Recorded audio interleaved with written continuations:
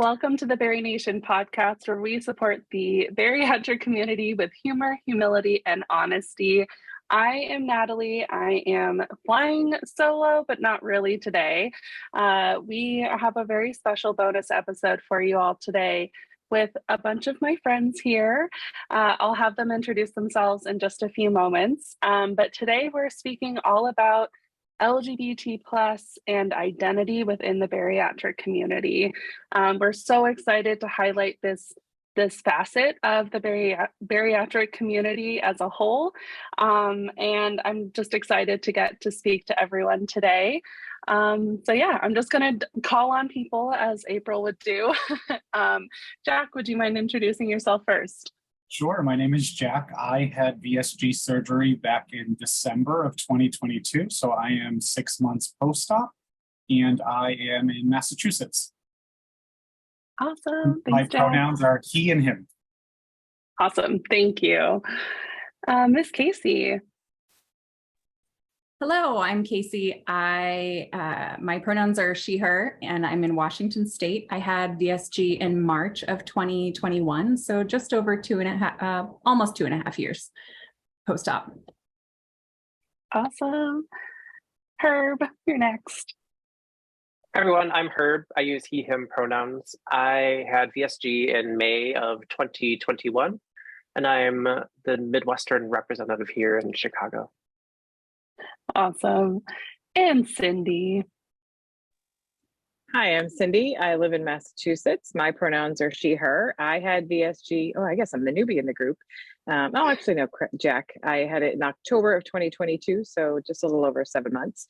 Nice to meet you all. Yeah, thank you guys for joining me. I'm really excited to have this really open conversation. I know we have a track, but as always, conversation goes where they go. But I just wanted to start out by asking you all really how your LGBT experience has come about throughout your life and what your relationship with LGBT plus has been. If you want, you can definitely share some coming out or not. But I really just wanted to start out by asking, like, how does LGBT relate to your life as it is today? And if it's okay with you, Jack, I'd love to start with you. Sure, no problem. So I don't actually have a coming out story. I was engaged to a woman for 3 years, and after a week of separation, I decided to introduce my family to someone who was my best friend who turned boyfriend, and have been gay ever since. I would say that I am super lucky. I live in a city called Northampton, Massachusetts, and for a long time it was like the #2 destination for the LGBTQ plus community. So I feel that my experience is almost very different than some of the other folks that I've met over the years, as far as, not feeling open to share who they are. At my work, our pronouns are used in our emails. The city that I work in is very, very open. So I just feel blessed, lucky, grateful that I'm able to share my experience now in the bariatric community, where I've been welcomed as well. And so, yeah, that's kind of my short, brief story. Yeah, that's so refreshing to hear. I feel like a lot of people in my life who are in the LGBT plus community have had, there's usually in what I've heard have had kind of oh, I'm not sure if I should or not, but to you, it just sounds like it was just natural and you could just continue on, which is, I think, really, really refreshing. Thank you. Yeah. Casey, what about you? I did not grow up in an environment like Jack did. I was in a pretty conservative religious family, and so I wasn't really exposed to the LGBT community when I was growing up. I didn't realize until I went to college that something was a little different for me. And thankfully, I had moved to the Pacific Northwest to a town where people were really open and comforting through my journey. I went to school with folks that were really supportive of my exploration into joining and coming out in the community. And it's still something I struggle with as far as like being out and being confident in sharing my story with others, because I have experienced some negativity and judgment around my identity. The folks that I have been in relationships with varied on the gender spectrum and haven't really landed. I'm single at this point in my life. And so I kind of just keep myself open to whoever walks into my view, and if they fit, they fit. And that can be really confusing for some folks, I think, when you are just open to love wherever it shows up in your life. I'm grateful that my experience now in the bariatric community, we have such a strong, supportive allyship for LGBTQ folks. It seems like, I think we'll talk about this a little bit later, but some of the challenges that we face as bariatric patients really intersect with the challenges I've faced being a part of the LGBTQ community. Not being a part of our community necessarily, but the stigma attached and the judgment and the constant coming out. So yeah, that's kind of a little bit about my story. Yeah, thank you for sharing. Casey, and you and I have had conversations prior about our stories, and I relate to yours very much so. But yeah, it can be confusing, and it can drum up a lot of fear and uneasiness. But I'm glad that you're here sharing your story now. I appreciate that a lot. Mr. Herb, what about you? I have a similar, origin story, I guess, as Casey does. I first came out, over 20 years ago, and the landscape was very different. And I think about, it's great to hear, what Jack said. When I met my now husband, we were on the forefront of marriage equality. We wanted to be married, and we couldn't be married in the state that we wanted to be married in. So we traveled to a state where we could get an actual marriage certificate. We adopted our son and went through trials and tribulations surrounding, being gay men trying to adopt in certain states. You weren't allowed to, be gay at that time and adopt. So the idea of coming out is such a continuous process, at least from my vantage point. Was there a moment when I first came out to someone? Yes, but that's a process that happens over and over and over again. And like Casey said, I'm sure we'll dive into that as that relates to our bariatric journeys as well. But yeah, it's something that I think folks in the LGBTQIA plus community, can relate to well. This idea of coming out over and over again. Mm-hmm. Yeah, it's definitely it's a cycle, and it's a way for us to grow every time too, which I think is another special aspect that doesn't necessarily get talked about very often, but I feel like every time we are able to have these conversations, it's just a growing moment, not just for us, but for the world at large as well. And Cyndi, what about you? My stories, it's kind of weird, I guess. I didn't really have this, I always kind of just dated who I wanted to. It was never really a thing. But as I got older, I kind of realized that I've never been a huge fan of labels. And so I just kind of refused to kind of put one on myself. But outwardly, I was in heterosexual relationships, and I married the guy that, was supposed to be the guy, and I had some kids with him, but it never really felt right. And when I did a whole lot of soul searching when the marriage ended, I kind of was like, well, maybe that's because I'm not really being completely honest with myself, that it was okay to limit my love in who I wanted to be with. And so being a single parent, I had 4 kids and was raising them on my own. So this is about 15 years ago. And I when they kind of were old enough to kind of go, Mom, why aren't you really dating? And I kind of was quietly, and, not because I was ashamed, but more because my kids were factors. And I wanted to make sure what was right. And so I went on the gay dating sites and kind of was like, okay, this is what I'm doing. And I had a very frank conversation with my kids because we live in a very small town. And I wanted to make sure that they were comfortable before I, really crossed over.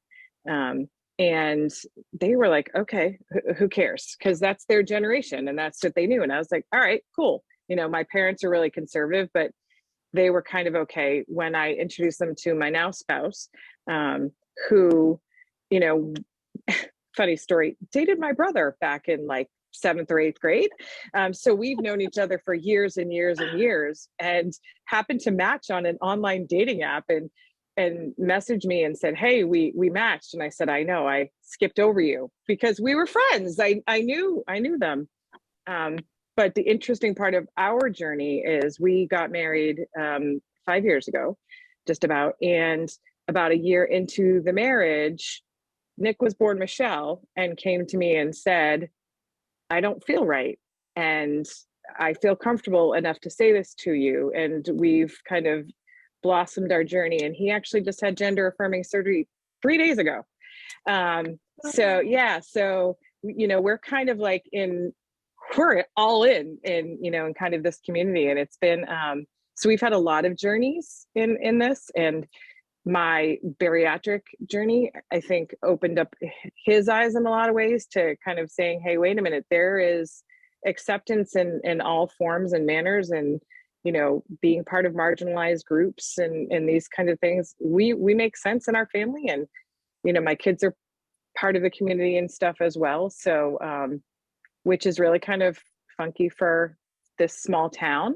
And the conservative, ness of my family, growing up and all that. But, so it wasn't really like a coming out story. It's evolved. But, it's kind of been really cool. So. That is super neat. I love that story. I think that perfectly depicts what all of this really is. It's you hear a lot about coming out stories and things on the internet. But it really is what you said, Cyndi. It's just life. It's just, part of your life. And there's not one single pinpoint for a lot of us. It just is who we are. My story is very similar to Casey's in a way. I grew up with an Irish Catholic family. My granddad grew up in a tiny town where there's one Catholic church and one Baptist church, and that was it. And it just never seemed like an option. Not that my family was not loving towards other people. It just didn't seem like it was an option for our family, if that makes sense. And also being obese my whole life, it's like I didn't want to be othered in another way. And so I was on this self-love journey before I decided to get my most recent surgery. And I just realized, okay, it's time to acknowledge the elephant in the room and just learn to be okay with it and to accept it. And so I did. And I started dating a little bit outside of the heteronormative relationships. And then COVID happened. And so that kind of put the kibosh on me dating and exploring. And so really the last year, I've actually been able to come into my own through dating, through just learning more about what it means to be in this community. And also just being more at peace with myself and my body. So same thing. I always knew that there was something different, but I didn't want to be othered again. Which brings me to the next question I have for you guys is, how is your relationship with bariatric surgery? How did you guys come to acknowledging and accepting that bariatrics was going to be a part of your life? And how what are some similarities that you guys saw between your journey with LGBTQIA plus and bariatrics? Jack, and I'll just start with you and we'll just go in the circle again. Sure. So right after, well, my freshman year of college, I was kind of at my breaking point as far as weight goes. And so I, at that point, was over 300 pounds, and I decided that moving around college campus was not easy. And so somehow I decided to go from gaining the freshman 15, as it was called, to losing over 100 pounds then.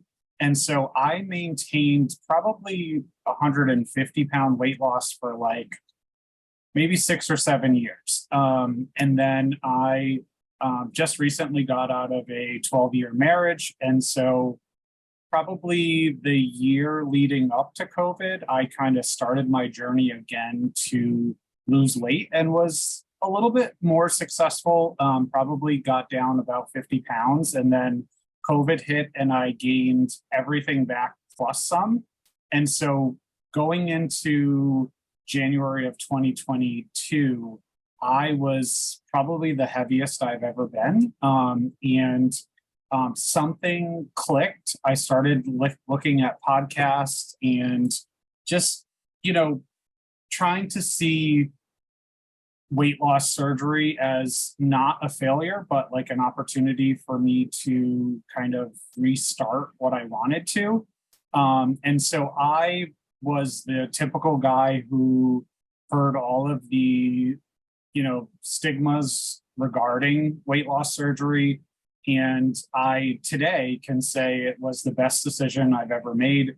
I had a really tricky journey through weight loss surgery because ending through COVID, there was a lot of different delays in my local area. So it took me a year to get my surgery from the day I started to actually having surgery. So I ended up losing about 90 pounds right before I had my surgery. And am thrilled that I am where I am today. And BariNation has played a huge role in that. I found out through this process that I've always been an emotional eater.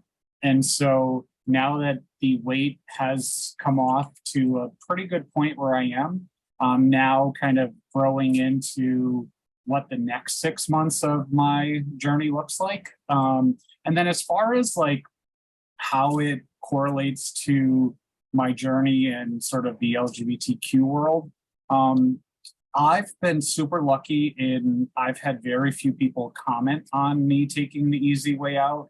And I've been happy to share my journey because I feel like me finally taking the plunge was what I needed to make my life better. And so if I can help one other person by being honest about the journey that I've taken, I think it's worth the judgment that may come. Mm-hmm. Did you ever consider surgery prior to that? I know sometimes there are folks like myself. I had thought about surgery and then went, nah, I don't need it yet. Like I'm not 600 pounds, so I'm just gonna. Did you ever have those moments? That was my constant thing. Like, I'm not that big. And as I kept getting bigger, I kept saying, you could still do it on your own. And I tried every diet that you can think of. And I tried, weight loss medicine, also prescribed through my doctor several years prior to that. And just, it didn't work. So I still kind of think back trying to figure out the exact day that it was like my breaking point, if you will, that I decided today is the day. And it still really hasn't clicked, but something changed in December of 2021 where everything was harder. And prior to that moment, like I was always fat since I was a child. Interestingly enough, I was a preemie. I weighed 2 pounds, 11 ounces when I was born. So my whole life, everyone was always giving me food. And it just became who I was. And so I was lucky enough in high school and throughout my childhood that I never really experienced bullying or anything because of my weight. I was always the fat funny guy. And so I just had somewhere to fit in because of that. But I think the end of 2021, my weight was becoming a burden for the first time that I really noticed. Like, it was harder to do everyday things. And so if anyone is there, I cannot say enough to take the plunge, start talking to a doctor, because although it's a lot of work and it's not the easy way out, it really helps to change your mentality and how you see food, which I never understood until I had surgery. Yeah. Awesome. Thank you. And Casey, what about you? What was the question? No, I'm just kidding. Oh, my bariatric journey. I've been thinking about this a lot and talking to different folks in my life about it. And I was an active kid. I was not an obese kid. I definitely got bullied at certain points in my life for awkward stages I was in, or things that were not weight related. And I didn't really start getting to a point where my body was out of control weight wise until adulthood. And some of that was around trauma and emotional eating, like Jack was talking about. I didn't realize until I was a member of BariNation and going to support groups that I was an emotional eater, but it definitely became a coping mechanism for me at a point in my adulthood. And I tried all the diets. I've always been active. I've always been athletic, and movement has been something that has always given me a lot of joy, whether I was heavy or not. I was that person that was participating in athletics as a heavy person and was proud of that and was like, haha, look at me, what I can do. And I know you're looking at me thinking I can't. And I enjoyed proving people wrong. So I rode the roller coaster of body weight over the years. And if I put my mind to it, I could lose a bunch of weight and then it would all come back because I wasn't changing my mindset. I wasn't doing the head work that I needed to be able to understand what it was that was bringing me to food and bringing me to sedentary activity level at times when I would give up on exercise. And so 2020 was really hard for me emotionally as a single person living by myself. I struggled a lot, and my work life is face-to-face work with folks. And so that changed dramatically too. And I was worried about my livelihood. I coped a lot with food and cooking and embracing what I could around food and gardening, but yet my portion control was not there. And so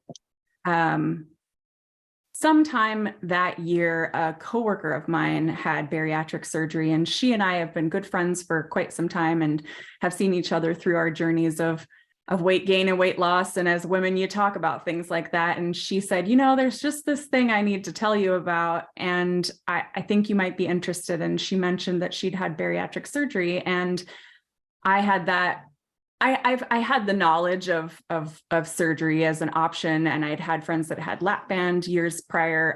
I didn't know much about VSG or gastric bypass, aside from what you know about television. And I always was like, oh no, I was about 300 pounds at my heaviest, but like, I thought, bariatric surgeries for people that can't get out of their bed, that are a burden on other people, that are just struggling. And I was still athletic, I was still capable, and I was still taking care of myself. And so it took someone that was close to me telling me, this saved my life and you should consider it if it's something that you think might work for you. And so I did some research and ended up going to the same clinic that she did.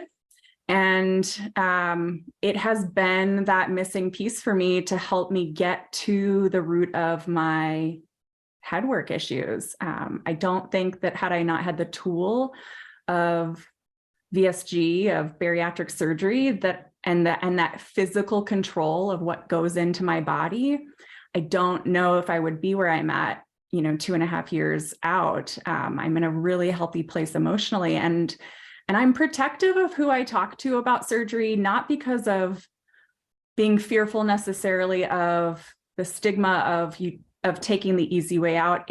I've identified recently that it's because there's so much looped into the work I've had to do emotionally that it feels really personal to share that, yes, this was a tool for me and it was a stepping off point, but in my cycles of weight loss and weight gain throughout my life, I've not found an answer or as April would say, like a piece of the recipe, like surgery. It was that piece that I could not control on my own that has given me the freedom to find the comfort and the safety in processing the emotional stuff that I needed to get through to now be living a successful life as a bariatric patient. So, and that absolutely intersects with my journey with my sexual orientation, like stigma and feeling othered and finding ways to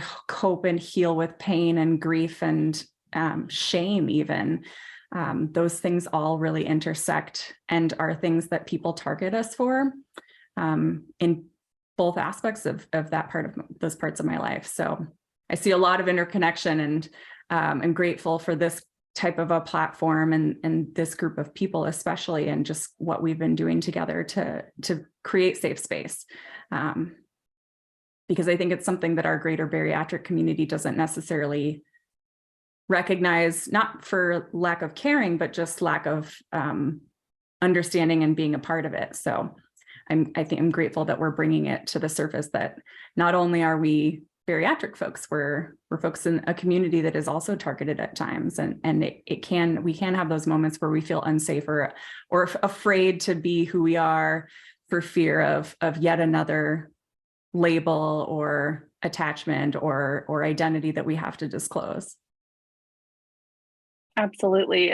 It's another way for us to be that other category within our daily lives. And I think that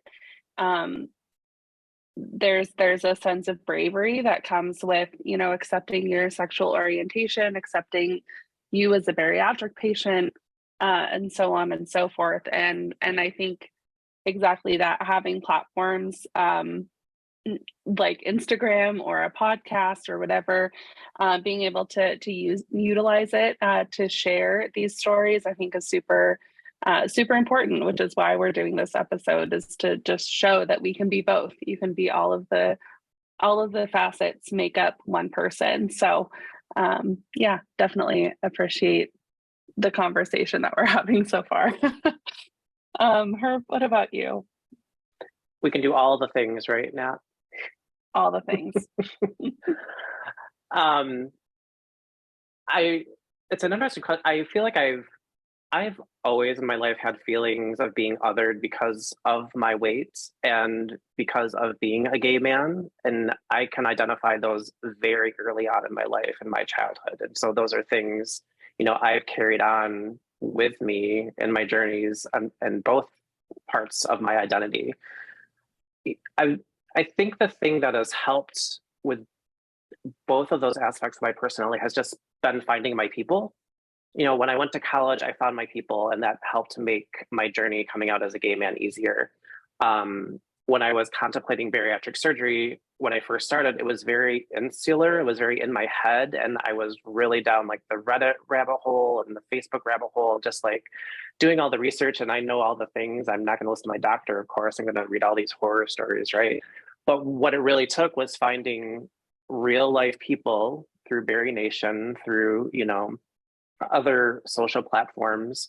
Actually, I have a good plug for Reddit. I actually found a group of people on Reddit, and we had a little WhatsApp group for like my first year. It was like 5 normal people, and like we could bounce off each other, and we had surgery within a few weeks of each other, which was awesome.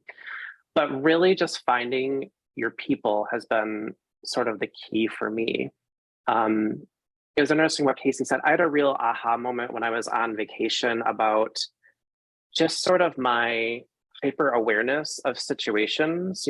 I'm sort of in this liberal bubble here in Chicago, and my family took a road trip And I realized I really hate rest stops, and I couldn't figure out why. And I was sort of lying around the pool. I'm like, it's because I'm afraid when I go into rest stops because of who I am and who my family is. And it used to also be tied to, I was this 365-pound man who also was drawing attention to himself. So I think that sort of reflects in our brain, both as obese people or formerly obese people, as well as folks in the LGBTQIA plus community, sort of gets imprinted into your brain. The one great thing that bariatric surgery has done is it's helped me, lose weight, so I can fit into spaces more easily. I'm always going to be a gay man, I'm not going to be able to, change that part of myself. But what the tool of bariatric surgery has helped me do is just become more confident in myself. And yes, as folks, and in the LGBTQ plus community, we need to be aware of our surroundings and where we are. And safety, unfortunately, is always going to be an issue, no matter, in certain places in the country or the world. But that confidence that we obtain through bariatric surgery, I think is valuable in both parts of our identity as we're journeying on. I'm rambling, both parts of ourselves. I agree. I think there is something to be said. I didn't think about it or put it together until you just said that, Herb, of like being an obese person for however many years, whether you were born with obesity or whether you maybe gained weight later in life, you get that imprint of kind of that like fight or flight response. And you also have it with the LGBT plus community, like being within that community, you have that fight or flight as well. And you kind of never lose that fight or flight. You have to really train yourself through the mindset work that Casey talked about earlier to quiet that fight or flight response down and say we have more options than to just fight or flight. There are more things that we can do. Or you can say, we're safe, we're fine, we're back in the car, everything is good. But doing that mindset work too is just so invaluable. And I think it goes hand in hand with both, like you said. Definitely. And Cyndi, what about you? It's funny because Herb's whole thing when we were talking really got me thinking. I hadn't really thought of a connection between, the LGBT piece of me and the bariatric piece of me. And I kind of was like, oh. And then when I started really sitting down and thinking about it, and it was rather introspective for me. I've always been overweight. It was funny. Somebody literally today just shared me a picture from high school, and I'm not young. I'm 52. So, it's from many, many years ago. And I keep saying to Nick that I don't ever remember being this small. And I actually honestly don't think I've been this size since elementary school. In all honesty, I don't ever have a recollection of it, which is, mind blowing to me.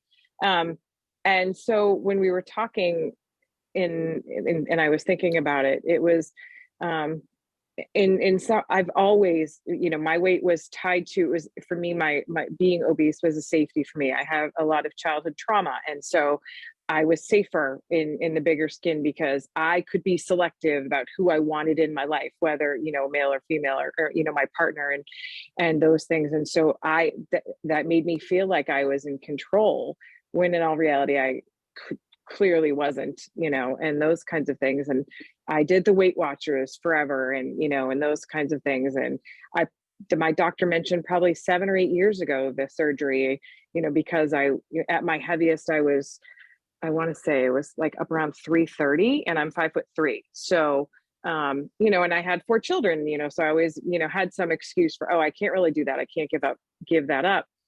And it wasn't until I finally, in all of that, it was like, no, I need to choose me in my sexuality, as well as my family and my life. And it felt selfish at first because I had, I'm a mom. I was a mom, and you're not supposed to not do something for your kids. It's all supposed to be about them. I'm of that generation. Same thing, with being out, and was I sacrificing, was that fair to my kids and all of these things? But my kids were like, Mom, do it. And they've been my biggest cheerleaders through all of those aspects of things, which I guess means I did an okay job. And so it's much like for Nick, finding that comfort in our relationship to be himself. I think that also allowed me to kind of say, okay, this is what I need to do. And so I finally said, you know what, I can't do it on my own. I'd done my head work. So I knew that piece of things. I knew the trauma. I'd worked on all of that, but still was missing that piece. And so when my doctor was like, all right, let's, do you want to go for it? Just tell me when. And I finally said, okay, enough is enough. And of course, it was April of 2022 and things were still semi shut down, but which was perfect for me because I'm good at following through with things. And it was great. And it's been this wonderful process. And it's made me so innately aware of my own privilege. There's a privilege that's attached to both the obesity and the LGBTQ community, and I'm now so aware of those things, and just it's opened my eyes in so many ways to so many of the wrongs, but which is also giving me power to be that support, or everybody's mom, as my kids like to say, and helping out, and and do those things, and kind of say, okay, this is not cool, and we're not going to do that, and all of that. And having both of those pieces, it really just, I guess I'm rambling now, Herb, just really kind of, it really did. I didn't realize how much it really did intersect until I started thinking about it just recently. So yeah, no, it's incredible the ways that it intersects. And I think where bariatric surgery, or the realm of bariatrics, comes in is that mental clarity that I think we all get, and we can see our lives differently through different lenses, and use the tools that we're gaining from doing this bariatric mindset work. We can utilize it in other aspects of our lives, and it really does intersect, like you all have said. I know for myself, I was obese from birth as well. I was always heavy. As some of you listening may know, I've had 3 bariatric surgeries. I had the lap band when I was 16. I was 350 pounds, which is like not healthy for anyone, but also especially alarming to be 15, 16 at that weight. So I had the lap band, lost a ton of weight, and then things went wrong. I had complications, had to have it removed, and then I had another surgery they don't really do anymore. It's called application, but it's really just to help keep weight off or lose like 20 to 30 pounds. But that did not work for me, and I gained all my weight back and then some. So I went through a lot of formative years with that trauma of, losing a ton of weight, going through complications, not having a community to talk about it with, because this was 2009. The internet was not as cool back then. So I went through all of that and really had to learn how to be with that trauma, as well as, having some feelings of thinking I'm in the LGBT space, but shoving that down because, we don't talk about that. We accept them, but it's not an option for our family. And I've said it before on the podcast, but my self-love journey with LGBT plus and all of that really intersected with my acceptance of being obese and needing this tool. It all happened within this couple years of each other. And so I really think that when you truly accept who you are, no matter what the roadblock is, whether it's obesity, whether it's, your sexual orientation or something else, once you accept it, then you can actually work through it and move through it and grow from it. And I think that's where the two really, really join in our journeys. And I think that that's something that, as I was listening to all of your stories, it's like, okay, you had to come to terms with yourself and your sexual orientation, and you had to come to terms with your obesity, which is a chronic disease, and that you need this tool to help you. And I think that's really important to stress to anyone who is listening, anyone who maybe doesn't think the two are similar. They really are. As we wrap up, I would love to give you all the floor and just share anything to maybe someone who is contemplating surgery. Maybe they are not quite ready to come out yet. Let's just give some words of encouragement to anyone. I know June can be a little bit of a tough month for some people who are maybe not ready to fully come out. Maybe they're thinking maybe they are in this community, but not sure. And then there's a lot of folks who are going through pre-op processes and everything like that. So I just wanted to give you guys the floor to maybe share some words of encouragement to anyone listening. Jack, we'll start with you, then Casey, Herb, and then Cyndi.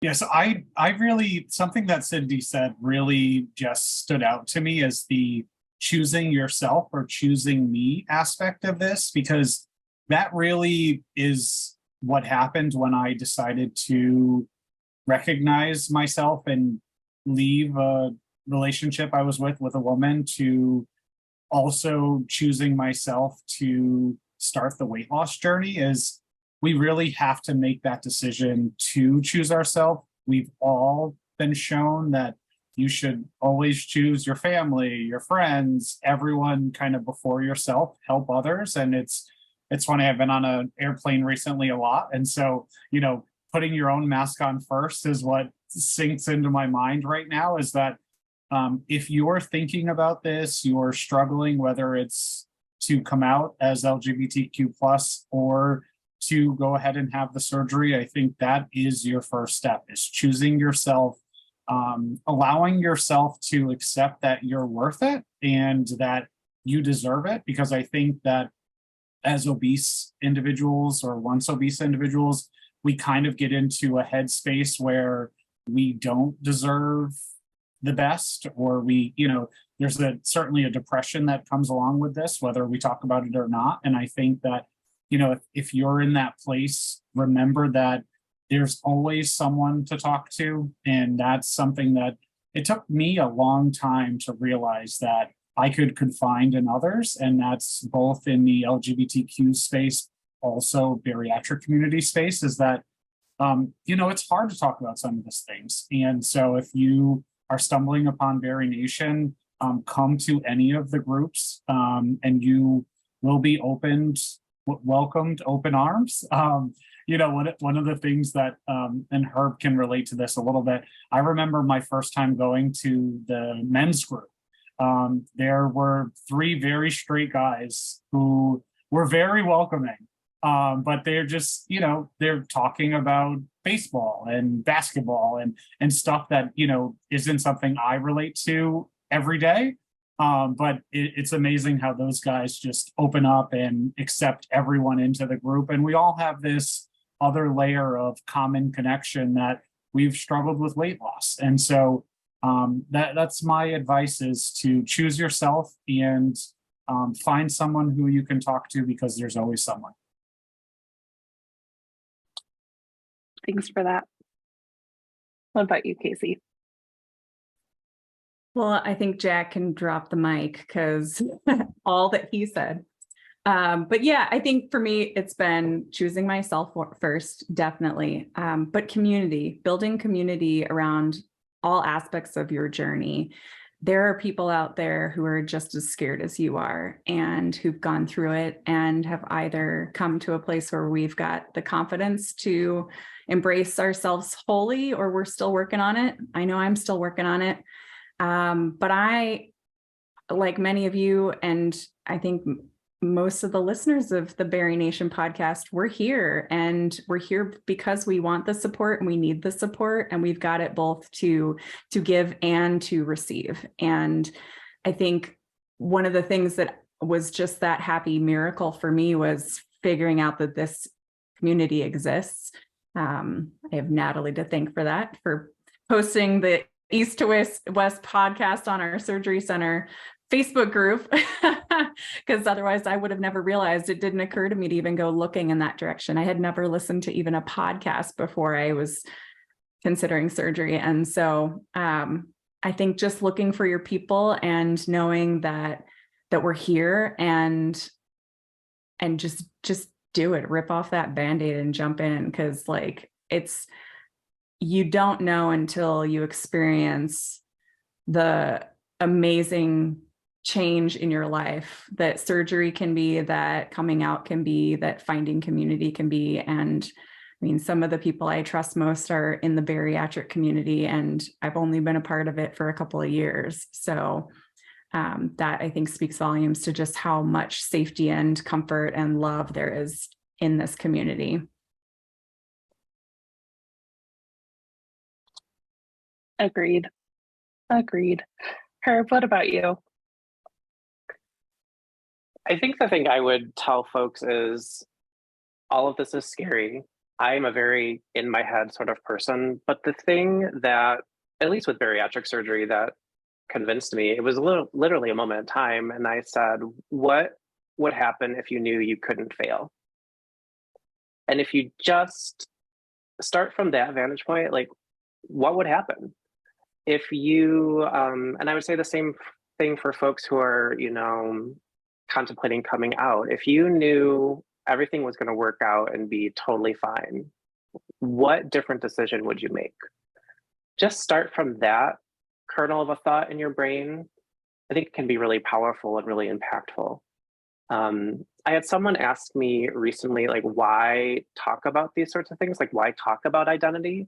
And I just want to applaud you, Nat, and BariNation for having these conversations, because I think it's really important for folks in marginalized communities, whether that's folks in the LGBTQ plus community or, the obese community, it's not enough for us always to hear you're accepted.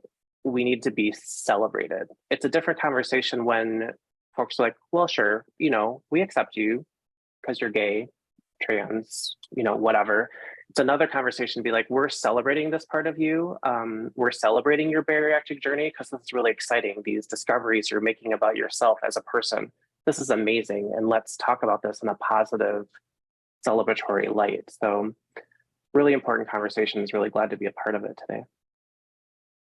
Yeah, we're happy to have these conversations. And I think that's really the base of what BariNation is all about, is to have these conversations, to have the space to have these conversations.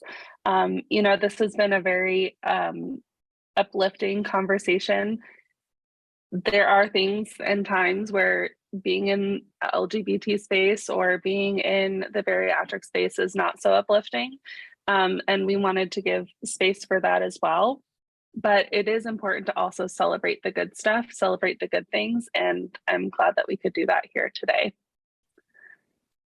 Cyndi, what about you? What are some words of encouragement? Obviously reiterating what I said and Jack said, choosing yourself, but knowing that, I don't even remember. I stumbled across BariNation. Where I live, and there's not a lot of support. And I wasn't heavy into social media at that time. So for me, it's definitely been an eye-opening, and it's so welcoming. And I've made, I used to tease my son that you don't make friends on the internet. If you don't meet them in real life, they're not your friends.